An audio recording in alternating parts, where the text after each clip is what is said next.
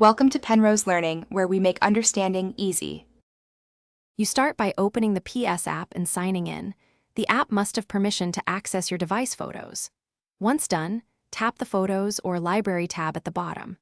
If you don't see it, swipe the main navigation bar left to reveal hidden tabs. Make sure your device storage isn't full and that background refresh is enabled so thumbnails load quickly. You're now positioned to select folders or albums and begin viewing images immediately. You now navigate through albums or folders to find images. Tapping an album loads thumbnails you can scroll through. If you know a file name or date, you search to jump directly to results.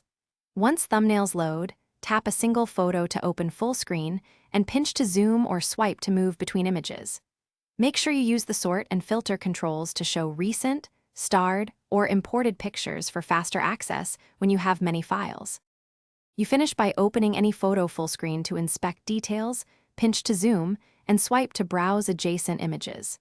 Use the share icon to send the image or the edit controls to crop or adjust exposure. Once you're done, tap back to return to the album. If images don't appear, make sure the app has photo permissions, clear app cache or restart the app, and verify device storage. Those steps resolve most display and loading problems quickly. Thanks for watching. If this was helpful, leave a like and consider subscribing. See you next time.